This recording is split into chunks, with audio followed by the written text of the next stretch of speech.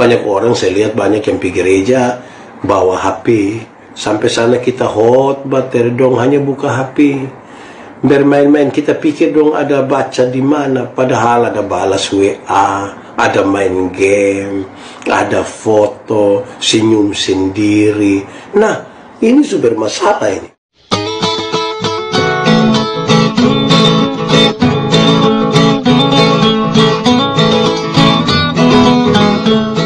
Mari berdoa. Bapa di surga, terima kasih banyak. Tuhan sudah memanggil kami dalam persekutuan ini.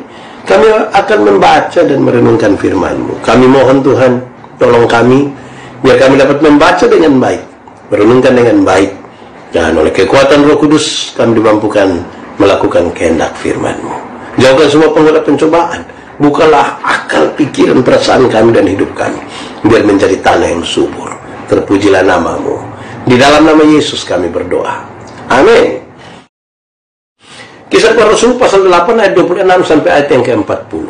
Kisah Para Rasul pasal 8 ayat 26 sampai ayat yang ke-40. Tuhan Yesus memberkati kita semua. Saya akan membacanya buat kita. Sida-sida dari tanah Ethiopia. Ayat 26. Kemudian berkatalah seorang malaikat Tuhan kepada Filipus, katanya, bangunlah dan berangkatlah ke sebelah selatan menurut jalan yang turun dari Yerusalem ke Gaza. Jalan itu jalan yang sunyi. Lalu berangkatlah Filipus. Adalah seorang Ethiopia, seorang sida-sida, pembesar dan kepala perbendaharaan Sri Kandake, ratu negeri Ethiopia, yang pergi ke Yerusalem untuk beribadah. Sekarang orang itu sedang dalam perjalanan pulang dan duduk dalam keretanya sambil membaca kitab Nabi Yesaya. Lalu kata Roh kepada Filipus, pergilah ke situ dan dekatilah kereta itu. Filipus segera ke situ dan mendengar sida-sida itu sedang membaca kitab Nabi Yesaya. Kata Filipus, mengertikah Tuhan apa yang Tuhan baca itu? Jawabnya, bagaimanakah aku dapat mengerti kalau tidak ada yang membimbing aku? Lalu ia meminta Filipus naik dan duduk di sampingnya. Nas yang dibacanya itu berbunyi seperti berikut.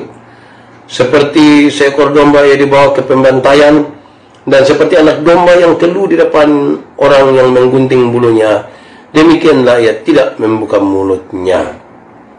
Dalam kehinaannya berlangsunglah hukumannya. Siapakah yang akan menceritakan asal-usulnya? Sebab nyawanya diambil dari bumi. Maka kata sida-sida itu kepada Filipus, aku bertanya kepadamu, tentang siapakah Nabi berkata demikian? Tentang dirinya sendiri atau tentang orang lain? Maka mulailah Filipus berbicara dan bertolak dari nas itu. Ia memberitakan Injil Yesus kepadanya. Mereka melanjutkan perjalanan mereka dan tiba di suatu tempat yang ada air. Lalu kata sida-sida itu, lihat, di situ ada air. Apakah halangannya jika aku dibaptis? Saud Filipus, jika Tuhan percaya dengan segenap hati, boleh. Jawabnya, aku percaya bahwa Yesus Kristus adalah anak Allah. Lalu orang Ethiopia itu menyuruh menghentikan kereta itu, dan keduanya turun ke dalam air, baik Filipus maupun sida-sida itu, dan Filipus membaptis dia. Dan setelah mereka keluar dari air, Roh Tuhan tiba-tiba melarikan Filipus dari sida-sida itu. Dan sida-sida itu tidak melihatnya lagi. Ia meneruskan perjalanannya dengan sukacita. Tetapi ternyata Filipus ada di Asdod. Ia berjalan melalui daerah itu dan memberitakan Injil di semua kota sampai ia tiba di Kaisarea. Demikian firman Tuhan. Berbahagia setiap orang yang mendengar firman, memelihara dan melakukan di dalam hidup setiap hari. Shalom. Terima kasih untuk kesetiaan saudara. Tapi mari kita lebih dalam lagi, saudara. Hari ini kita melihat sejumlah hal yang ada dalam catatan tentang kisah yang mungkin kita sudah familiar. Kita baca tentang sida-sida dari Ethiopia. Saya ingin memulai dengan mengatakan begini, saudara. Cerita tentang pertobatan sida-sida Ethiopia dicatat dengan baik. Kita sudah hafal, kita sudah dengar. Sida-sida ini memperoleh sesuatu yang tidak biasa menurut saya. Dia mengalami hal yang saya kira cukup istimewa. tidak biasa dialami oleh banyak orang yang berjumpa dengan hal-hal ini. Yang pertama, saudara, Tuhan mengutus malaikat kepada Filipus. Jadi Tuhan menyuruh malaikat datang kepada Filipus untuk kepentingan ini sida-sida Ethiopia ini. Luar biasa kan? Ada sesuatu yang luar biasa di situ. Kedua, saudara-saudara, melalui Roh Kudus yang bekerja secara nyata. Roh Kudus ada di situ, bekerja dengan luar biasa, bahkan sampai melarikan Filipus di situ. Ini hal yang tidak terbiasa terjadi dalam pertobatan dan perjumpaan orang-orang dengan Tuhan. Melalui Filipus yang diutus Tuhan Allah datang, apa maksudnya, ada berita Injil yang disampaikan di situ. Jadi kita lihat hal-hal ini sangat istimewa. Malaikat diutus untuk berjumpa dengan Filipus. Filipus dibawa ke situ, berjumpa dengan sida-sida ini, dan melalui Filipus ini Tuhan Allah bekerja untuk kepentingan sida-sida ini. Hal yang saya kira sangat-sangat istimewa. Apa sih sesungguhnya yang terjadi di sini? Saya mau ajak kita merenungkan beberapa catatan-catatan ini untuk menjadi bahan perenungan kita, saudara-saudara. Saya mulai dengan soal ibadah. Ibadah kok sangat penting bagi orang ini. Dia belum kenal Tuhan Yesus sesungguhnya, tapi ibadah itu sangat penting. Sida-sida ini adalah kepala perbendaharaan. Dia itu kalau dalam dunia saat ini, dia kira-kira seperti menteri keuangan. Saya bisa membayangkan, saudara-saudara, bahwa dia sangat sibuk. Jabatan ini jabatan yang tidak gampang. Sebagai seorang kepala perbendaharaan dari Ratu Ethiopia, Sri Kandake, saya kira dia sangat sibuk untuk melaksanakan tanggung jawab pelayanan pekerjaannya ini.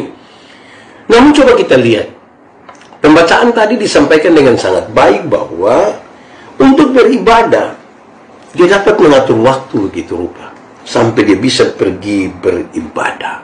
Ingat, beribadahnya di Yerusalem, perjalanan ini cukup jauh, sangat jauh malah. Tapi orang yang sangat sibuk begini ini masih bisa siap waktu pergi beribadah, padahal dia seorang menteri keuangan. Saya kira dia sangat sibuk. Saya lihat ini yang kasubag keuangan, dosa sibuk sekali. Urus inilah, urus itu, kwitansi inilah, itu semua. Mereka sudah sangat sibuk. Mau ibadah dengan keluarga sesusah. Tapi lihat, ini sida-sida Ethiopia mengambil waktu untuk pergi dan beribadah. Dia tidak takut untuk menempuh sebuah jarak yang sangat jauh. Dari Ethiopia pergi ke Yerusalem hanya untuk beribadah.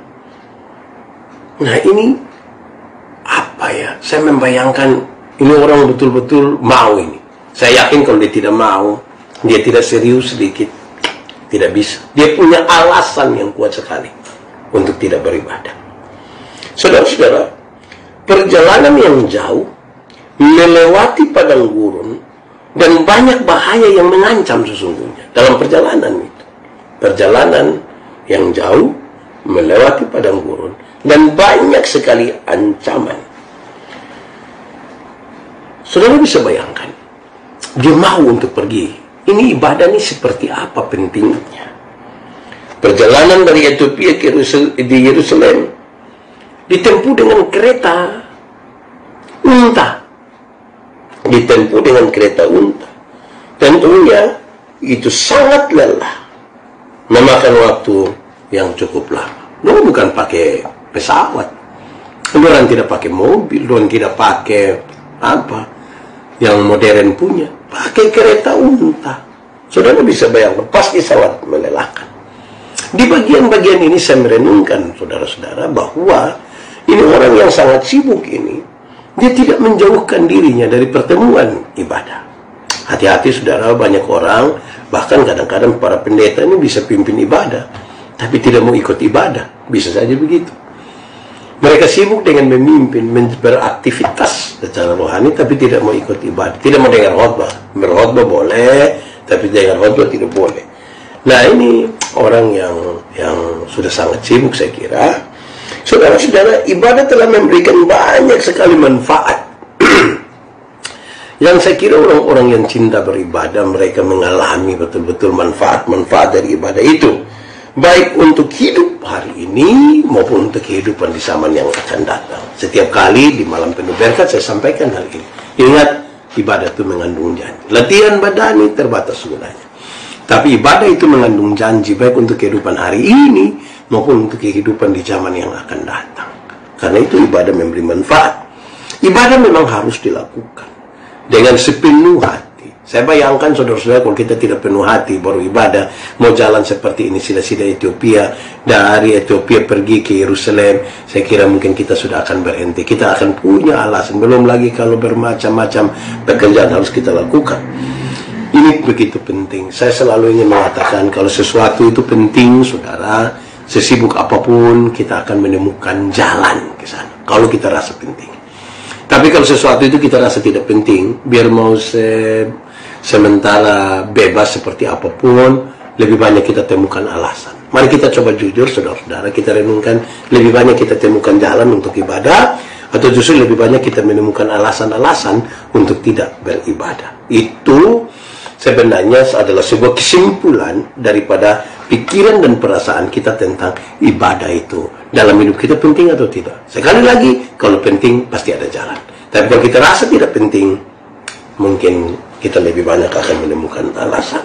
Nah, saudara-saudara, bukan saja ibadah yang begitu dicintai dan dirasa penting oleh sida-sida Ethiopia ini, tetapi sekaligus dia punya kerinduan yang cukup besar untuk membaca firman Tuhan. Pergi beribadah dan tidak membaca firman Tuhan itu tidak baik.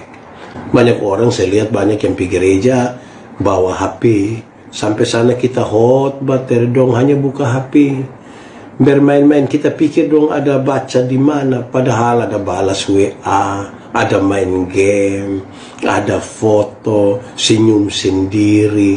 Nah, ini sumber masalah ini.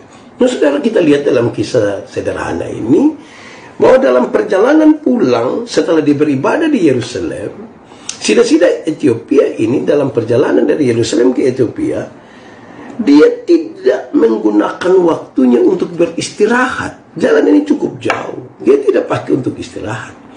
Dia juga tidak pakai untuk melihat pemandangan-pemandangan di luar. Kita ini kan kalau naik oto, naik pesawat ini kan kalau sengaja duduk dekat kaca kok, sengaja lihat luar, menghayal, melamun, membayangkan kita ada dengan keluarga, dengan pacar yang sapa. Nah, ini sida-sida tidak melakukan itu. Sida-sida ini justru menggunakan kesempatan itu untuk membaca Alkitab. Kesempatan perjalanan yang cukup jauh, dia bukan istirahat, bukan menikmati, mungkin sulit nikmati juga karena itu di padang gurun ya. Tapi dia tidak menghayal di situ. Dia tidak lihat keluar kok berpikir macam-macam. Dia membaca firman Tuhan. Bukankah ini satu hal yang harus dibangun di atas kerinduan? Kalau tidak bisa, apalagi bukan segampang yang kita bayangkan tentang dia membaca firman Tuhan. Karena ada catatan lebih sesungguhnya di situ, yaitu bahwa perjalanan di padang gurun itu menggunakan kereta unta pasti terguncang. Kereta unta itu pasti jalan bergoyang-bergoyang begitu. Kita pegang HP saja, baru lihat-lihat begini, lama-lama sudah mabok gitu, mual malah. Ini apalagi dia goyang-goyang begini, kita mau baca ini Alkitab, saya rasa itu bukan gampang itu. Itu sikap yang saya kira penting sekali. Tidak mudah untuk membaca Alkitab. Nah, apalagi saudara-saudara, dia membacanya cukup keras. Ini orang dia baca keras sampai Filipus juga dengar di luar. Ini orang seperti apa dia ini? Selain itu saudara-saudara, bahwa kitab Nabi Yesaya yang sedang dibacanya ternyata dia tidak mengerti. Bayangkan saudara, bisa kok tidak baca sesuatu yang saudara sebenarnya tidak mengerti, tapi saudara pakai waktu lama. Saya rasa sulit itu. Sulit dilakukan itu. Banyak orang mau baca yang dia mengerti. Yang sudah mengerti saya belum tentu dia suka baca. Banyak yang mau baca yang mengenakan telinga hatinya, atau mungkin pernah punya urusan-urusan tertentu menyangkut dengan apa yang dia baca itu, saudara-saudara. Saudara-saudara, tentunya untuk membaca perjanjian lama, dia mesti belajar bahasa Ibrani. Karena perjanjian lama tertulis dalam bahasa Ibrani. Ini hal yang rumit, saudara. Sudah jalan tak goyang-goyang lagi. Baca barang yang tidak dia mengerti lagi. Terus harus pakai orang lain pembahasa lagi. Bukankah kalau tidak dibangun di atas kasih cinta yang besar untuk ini, itu tidak dilakukan? Apa ini tidak ada yang paksakan? Ini sesuatu yang dia ambil keputusan sendiri. Lalu ketika dia tidak mengerti, apa makna dari ayat yang dia baca, dia tidak segan-segan untuk bertanya, tidak malu untuk bertanya. Bahkan kepada satu orang yang baru ditemui, dia tidak ragu, dia tidak malu untuk bertanya. Saya pikir ini penting. Ada banyak kita yang sudah tidak mengerti lagi, tidak tanya. Ada yang sudah tidak mengerti lagi, tidak baca Alkitab. Saya suka tanya banyak orang ketika beribadah. Saya tanya, jemaat, ya Bapak, kamu baca Alkitab atau tidak? Baca Bapak. Siapa yang sudah baca habis Alkitab? Woi, paling-paling yang angkat tangan itu 2-5 orang. Yang lain tidak angkat tangan. Jadi kamu belum baca habis Alkitab? Belum Bapak. Saya bilang ada 2 hal. Pertama, bayangkan semua sinetron seluruh episode dia bisa kasih habis. Alkitab dia tidak bisa baca kasih habis. Wah, ini bahaya. Kedua, saya sampaikan, saudara tahu bahwa yang sudah baca kasih habis juga belum tentu mengerti. Yang sudah baca kasih habis saja belum tentu mengerti. Apalagi yang baca setengah-setengah saja. Wah, ini jadi masalah buat kita. Ini sebuah tantangan serius. Nah, saudara-saudara, kalau dia sampai bertanya tentang sesuatu yang dia tidak mengerti, itu berarti bahwa kerinduan ini besar. Kerinduan untuk memahami bagian-bagian dari pembacaan Alkitab. Saudara-saudara, saya kira catatan-catatan tadi menyangkut dengan kerinduan dari sida-sida Ethiopia ini untuk membaca Alkitab. Sebagian hanya beribadah sebagai rutinitas, bukan terpanggil. Ya, saya kira bisa, itu bahan-bahan refleksi. Terima kasih. Kita berpikir kembali. Nah, Tuhan menghendaki kita supaya sering membaca Alkitab. Tuhan mau kita membaca Alkitab. Kenapa kau baca lain bisa, kau baca Alkitab tidak mau? Baca kitab suci, doa tiap hari itu buat kita bertumbuh. Kita ini tidak baca Alkitab tapi langsung menafsir. Ada orang berdebat tanpa membaca. Mereka hanya baca ayat-ayat tertentu, bagian-bagian tertentu, lantas merasa sudah pintar untuk itu semua. Yang sudah baca kasabi juga belum tentu mengerti. Alkitab adalah firman Tuhan. Jika kita mengenal Alkitab, makin akrab dengan Alkitab, memahami, apalagi kalau kita minta Roh Kudus menolong kita untuk hal itu, maka kita makin memahami apa yang Tuhan maksudkan dalam hidup kita. Firman Tuhan itu memberikan banyak sekali manfaat. Ya betul Inausen. Banyak yang baca Alkitab tapi tidak paham. Nah, saudara-saudara, mari kita lihat yang lebih lagi. Ibadah, membaca Alkitab. Tetapi ada hal yang lain lagi ini. Ini bagian yang saya kira indah juga.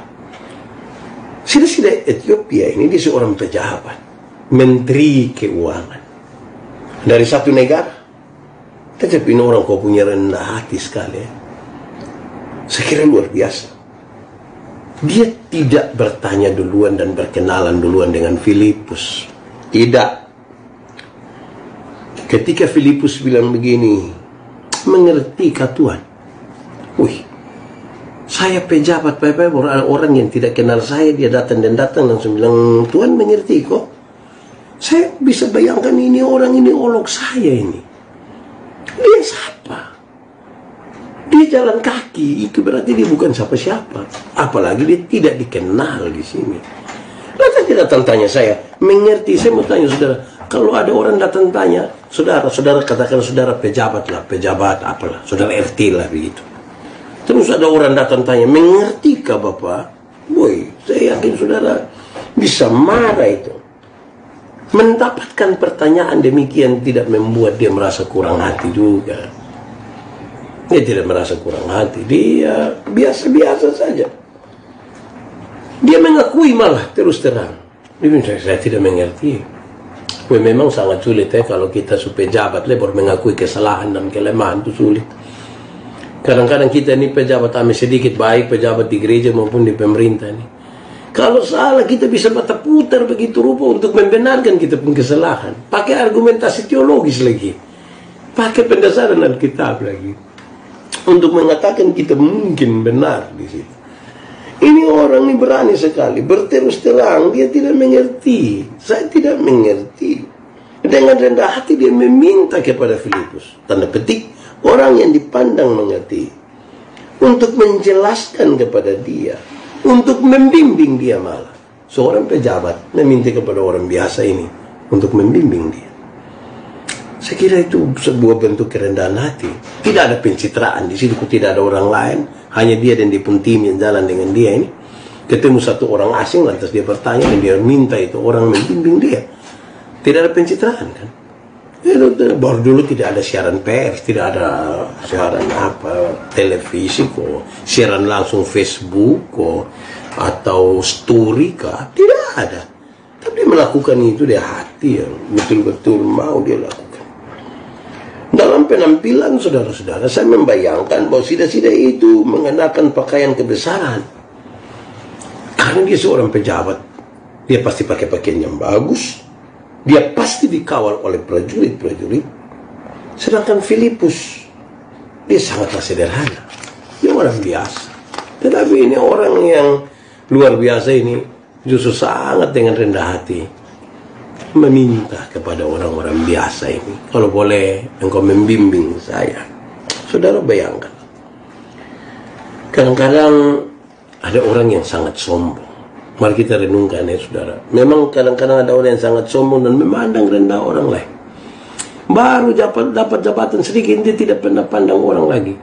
Belum dapat jabatan mungkin kita bersahabat, kita berteman, kita biasa-biasa. Tapi ketika baru diberi kepercayaan sedikit, lantas tiba-tiba orang bisa saja berubah.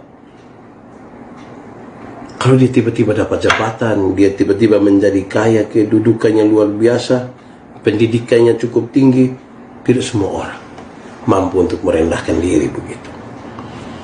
Saudara-saudara, banyak orang, banyak jemaat, banyak juga para pendeta mungkin, yang merasa dirinya kaya, berpendidikan, memiliki segala sesuatu, memiliki karunia-karunia, akhirnya justru meremehkan orang lain.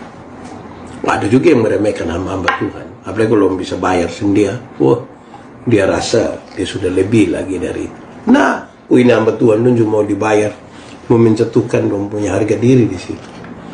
Ini jadi sebuah pergumulan. Nah, saudara-saudara, mari kita lihat. Lalu berhadapan dengan orang yang seperti ini, yang punya kerinduan beribadah, kerinduan membaca Alkitab, dan punya kerendahan hati. Ini kan ada, tidak semua orang yang kita jumpai pasti seperti ini, pasti berbeda-beda. Tapi kalau kita baca dalam konteks ini, apa yang kemudian dilakukan oleh hamba Tuhan Filipus ini, supaya kita tinggal memposisikan diri. Kita bisa dalam posisi seperti siapa? Kita bisa dalam posisi seperti sida-sida Ethiopia. Kita juga bisa dalam posisi seperti Filipus ini. Saya membayangkan saudara-saudara bahwa Filipus menggunakan dasar Alkitab ini, Yesaya 53 ini, untuk dia memulai sesuatu, penginjilan. Dia menyampaikan sesuatu tentang Tuhan. Dia berani sekali. Dia menyampaikan tentang Tuhan Yesus Juru Selamat dunia, segala bangsa. Saya membayangkan Filipus luar biasa. Kalau konteks hari ini, saya pribadi ini ketemu dengan Menteri Keuangan, saya yakin proposal yang saya bawa ini, proposal pembangunan inilah, proposal untuk pengembangan inilah, saya lupa untuk memberitakan Tuhan Yesus. Tapi saya bisa akan membenarkan diri saya seolah-olah itu yang betul itu. Tapi Filipus dalam perjumpaan dengan sida-sida Ethiopia ini, seorang menteri keuangan dari satu negara ini, dia memberitakan paling pertama itu tentang Tuhan Yesus sebagai juru selamat. Ini jiwa ini berharga di hadapan Tuhan. Sampai sejauh mana kita pikirkan berharganya jiwa-jiwa yang kita jumpa. Filipus yang orang biasa-biasa murid Tuhan ini berjumpa dengan seorang pejabat dari sebuah negara. Oh, dia menteri keuangan, sida-sida dari Ethiopia, kepala yang mengatur ini uang-uang. Dia tidak datang dengan proposal, dia tidak datang dengan macam-macam permintaan, apalagi dengan alasan pelayanan. Dia memberitakan saja tentang Tuhan Yesus. Filipus juga menjelaskan bahwa untuk memperoleh anugerah keselamatan dan pengampunan dosa harus menerima Tuhan Yesus. Tandanya adalah baptisan itu. Dia membawa ini orang untuk kemudian mengaku dengan mulutnya, "Oh, saya percaya." Dia bawa ini orang untuk mengaku, "Ya, saya percaya." Memang Roh Kudus yang akan melakukan itu semua. Kita ini mau atau tidak untuk Roh Kudus pakai kita sebagai bagian di mana bekerja untuk berjumpa dengan jiwa-jiwa dan lain-lain. Orang yang Tuhan izinkan untuk kita berjumpa dengan mereka. Saudara-saudara, karena itu begitu sampai di tempat yang ada air, sida-sida itu meminta Filipus untuk membaptis dirinya, tanda bahwa dia percaya. Dia mau menerima Tuhan Yesus. Sida-sida tahu bahwa sebentar lagi Filipus akan meninggalkan dia. Jangan lepaskan saya dulu sebelum ada akta di sini. Jangan tinggalkan saya sebelum ada akta ini, baptisan di situ. Dia harus ambil kesempatan penting ini. Dia harus. Setelah membaptis, Roh Kudus mengangkat Filipus ke tempat lain. Hilang sudah dia. Saya memahami, saudara, bahwa kemudian Filipus tidak ada jasa di situ. Tidak ada. Sudahlah, sudah selesai. Bawa orang datang kepada Tuhan. Tidak bawa orang, dia tidak bawa sida-sida ini datang kepada Filipus. Saya kira Filipus mungkin juga tidak boleh bercerita bahwa, "Oh, untung baik saya, makanya itu Menteri Keuangan itu bertobat." Saya kira kan tidak begitu. Karena Roh Kudus, sejak awal kita membaca tentang bagaimana Roh Kudus, Roh itu bekerja. Itu yang luar biasa, saudara-saudara. Nah, untuk segala sesuatu itu kan pasti ada waktunya. Waktu di mana kita pelajari baik-baik. Kalau memang ada segala sesuatu ada waktunya, bagaimana sikap kita terhadap waktu-waktu itu menjadi catatan yang penting bagi saya secara pribadi, juga bagi kita semua. Karena itu, saya kira bahwa kita mesti mengambil peran yang penting, mengambil kesempatan yang sangat-sangat kita taruh dalam kategori satu ini. Ini penting, ini berkaitan dengan bagaimana kita menyatakan tentang Kristus Yesus Tuhan sebagai Tuhan dan Juru Selamat kita. Itu penting bagi kita. Saudara, tidak semua kesempatan yang kita dapatkan dengan banyak orang yang belum kenal Tuhan kita mampu untuk melakukan ini.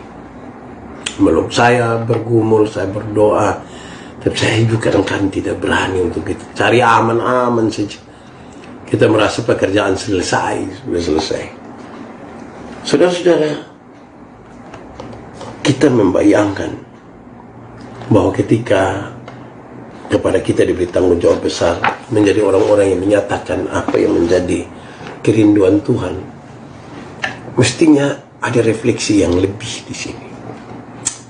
Itu sida-sida Ethiopia itu waktu dia belum mengenal Tuhan Yesus.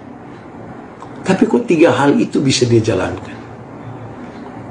Dia mau beribadah, dia mau membaca Alkitab, dia mau untuk merendahkan diri, bahkan terhadap orang-orang sederhana saja.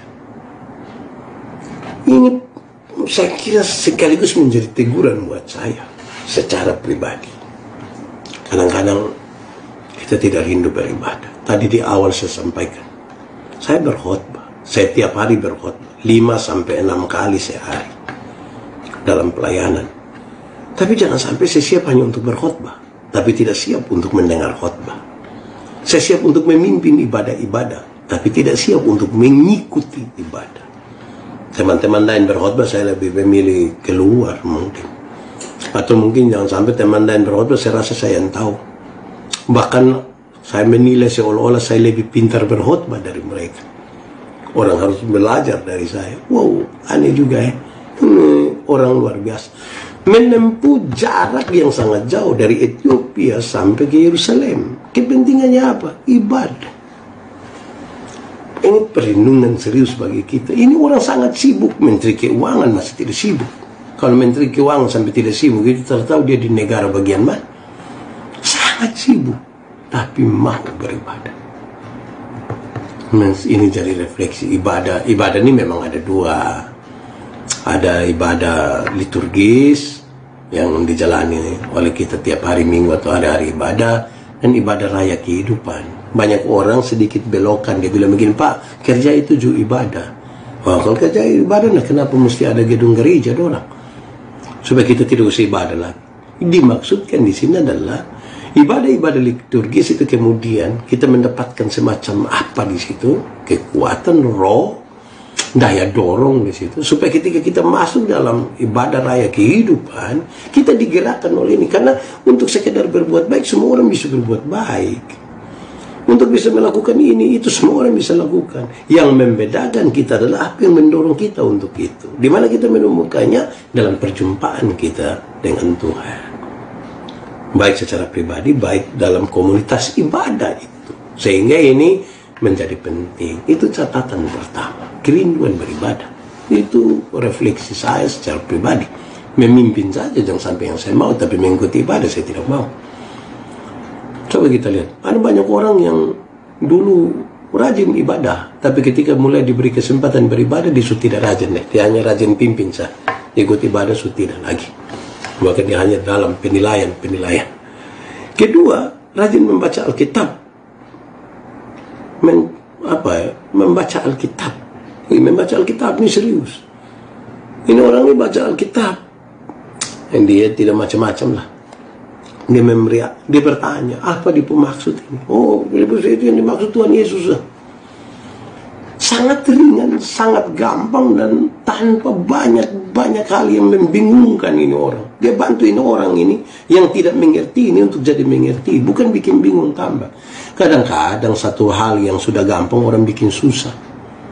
Ini dulu mantan ketua sinode kami, almarhum Bapak Pendeta Benjamin Fobia, dia bilang orang pintar itu bikin barang yang susah jadi gampang, bukan barang yang gampang tapi bikin jadi susah lagi.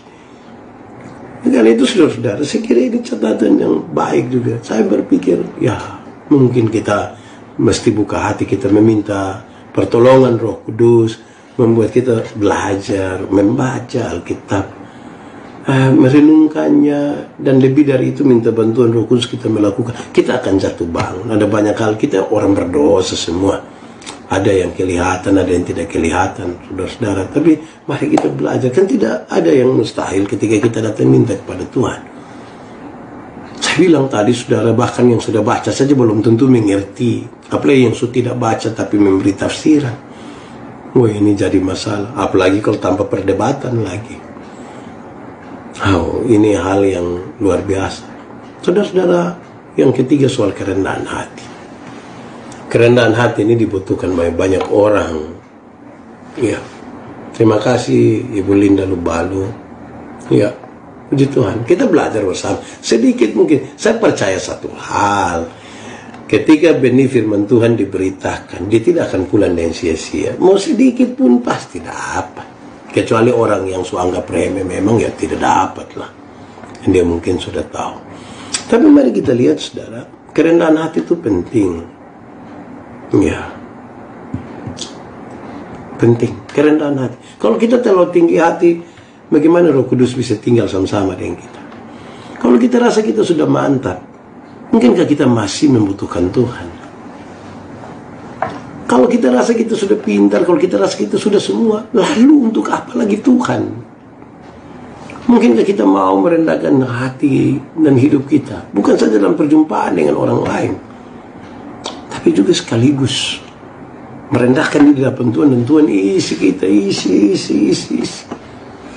Apalagi sadar bahwa kita orang-orang berdosa dan tidak sempurna. Mestinya hal-hal itu menjadi bagian yang penting dalam hidup kita. Saudara, kita semua berefleksi bersama. Terima kasih kesediaan saudara-saudara untuk mengikuti malam penuh berkat, malam penuh sukacita. Kita belajar hal-hal yang sederhana, yang ringan-ringan. Semoga itu menjadi pesan-pesan bagi saudara semua. Apa yang saudara tahu dari bagian-bagian pemberitaan firman Tuhan, coba sampaikanlah kepada orang lain. Istri, suami, anak-anak, ipar-ipar, tetangga. Daripada duduk hanya omong orang saja, lebih baik kasih tahu baik-baik. 3 hal yang menjadi sebuah catatan: ibadah, membaca Alkitab, sekaligus kerendahan hati. Nah, Om Pendeta Boy sudah mendapatkan perhatian dan keistimewaan dari Tuhan karena di tengah-tengah kesibukannya, tapi ia memberi waktu untuk membaca Alkitab. Ya, saya kira begitu. Itu istimewa. Dia Menteri Keuangan, saya kira sangat sibuk. Kalau kita yang bendahara RT sibuk, apalagi dia yang Menteri Keuangan suatu negara, pasti sangat sibuk. Tapi memberi waktu beribadah. Saya takut kita aktif sekali untuk beraktivitas rohani, tapi kita tidak beribadah. Saya membayangkan saya sendiri begitu. Keluar pagi-pagi pimpin ibadah, ikut ibadah tidak. Ini yang jadi masalah ini buat kita semua. Tapi saudara-saudara, memang ini catatan serius. Filipus berjumpa dengan sida-sida ini. Dia datang tidak dengan proposal, dia datang memberitakan Tuhan Yesus. Engkau tidak mengerti kok, sida-sida. Dia memberitakan tentang Tuhan Yesus ini. Dan saya kira itu luar biasa itu. Kita semua menjadi bagian di sini. Saya kira Bapak Ibu Saudara, tidak pernah kebetulan Tuhan memberikan waktu dan kesempatan kita berjumpa dengan orang-orang tertentu dalam hidup. Mungkin orang-orang itu kita kenal, mungkin orang-orang itu separuhnya kita tidak kenal. Tapi mungkinkah kita mengambil kesempatan-kesempatan? Tentunya tidak dengan mengandalkan diri kita sendiri, tapi berdoa, biarkanlah waktu Tuhan itu dan cara Tuhan bekerja melalui kita untuk maksud-maksudnya, dan biarlah sebuah bangsa di dunia ini memahami, menerima, mengerti, dan seterusnya. Betapa Tuhan luar biasa itu. Amin. Bapak Ibu Saudara-saudara, terima kasih untuk malam hari ini. Semoga bahan perenungan firman di malam hari ini menjadi bahan yang baik, menolong kita semua dalam situasi-situasi yang seperti apapun. Saya membayangkan saudara-saudara, memang perubahan zaman ini sangat cepat. Ada banyak hal yang kami yang umur 45 ke atas ini tidak mengerti. Karena perubahan ini, hanya anak-anak milenial yang mungkin lebih paham. Kecuali yang umur kami itu mereka tekun di situ. Tapi bahwa memang harus ada hal yang tidak boleh berubah dalam hidup kita, itu iman kita kepada Tuhan sudah tidak boleh berubah, tidak boleh bergeser lagi. Saudara boleh melakukan segala hal, menciptakan semua hal, semua teori, tapi ada hal-hal tertentu yang tidak boleh kita ganggu. Ya, tidak boleh. Itu memang sudah Tuhan punya, dan kita semua mesti sepakat untuk percaya pada satu hal itu. Puji Tuhan. Terima kasih buat kita semua. Kesempatan kita belajar bersama firman Tuhan hari ini. Semoga saudara-saudara diberkati ya.